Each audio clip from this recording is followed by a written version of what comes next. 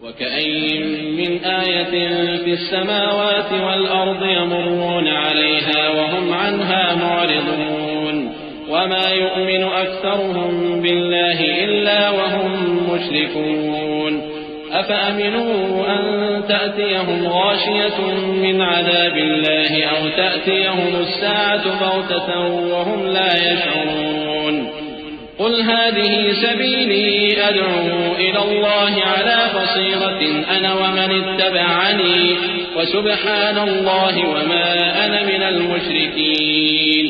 وما أرسلنا من قبلك إلا رجالا نوحي إليهم من أهل القرى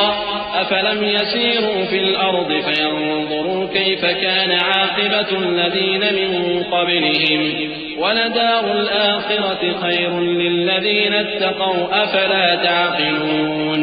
اور آسمان و زمین میں بہت سی نشانیاں ہیں جن پر سے یہ گزرتے ہیں اور ان کو نظر انداز کر دیتے ہیں، اور یہ اکثر اللہ پر ایمان نہیں رکھتے مگر اس کے ساتھ شرک بھی کرتے ہیں۔ تو کیا یہ اس بات سے بے خوف ہیں کہ ان پر اللہ کا عذاب نازل ہو کر ان کو ڈھانپ لے یا ان پر ناگہاں قیامت آ جائے اور انہیں خبر بھی نہ ہو؟ کہہ دو میرا رستہ تو یہ ہے، میں اللہ کی طرف بلاتا ہوں سمجھ بوجھ کر، میں بھی لوگوں کو اللہ کی طرف بلاتا ہوں اور میرے پیراؤ بھی، اور اللہ پاک ہے اور میں شرک کرنے والوں میں سے نہیں ہوں۔ اور ہم نے تم سے پہلے بستیوں کے رہنے والوں میں سے مرد ہی بھیجے تھے جن کی طرف ہم وہی بھیجتے تھے۔ کیا ان لوگوں نے ملک میں سیر و سیاحت نہیں کی کہ دیکھ لیتے کہ جو لوگ ان سے پہلے تھے ان کا انجام کیا ہوا؟ اور متقیوں کے لیے آخرت کا گھر بہت اچھا ہے، کیا تم سمجھتے نہیں؟ حتى إذا استيأس الرسل وظنوا أنهم قد كذبوا جاءهم نصرنا فنجي من نشاء ولا يرد بأسنا عن القوم المجرمين لقد كان في قصصهم عبرة لأولي الألباب ما كان حديثا يفترى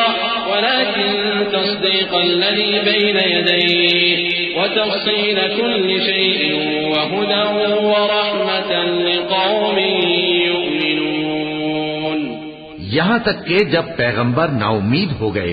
اور انہوں نے خیال کیا کہ اپنی نصرت کے بارے میں جو بات انہوں نے کہی تھی اس میں وہ سچے نہ نکلے تو ان کے پاس ہماری مدد آ پہنچی، پھر جسے ہم نے چاہا بچا دیا، اور ہمارا عذاب اتر کر گناہگار لوگوں سے پھیرا نہیں کرتا۔ ان کے قصے میں عقل مندوں کے لیے عبرت ہے۔ یہ قرآن ایسی بات نہیں ہے جو اپنے دل سے بنائی گئی ہو، بلکہ جو کتابیں اس سے پہلے نازل ہوئی ہیں ان کی تصدیق کرنے والا ہے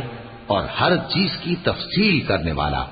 اور مومنوں کے لیے ہدایت اور رحمت ہے۔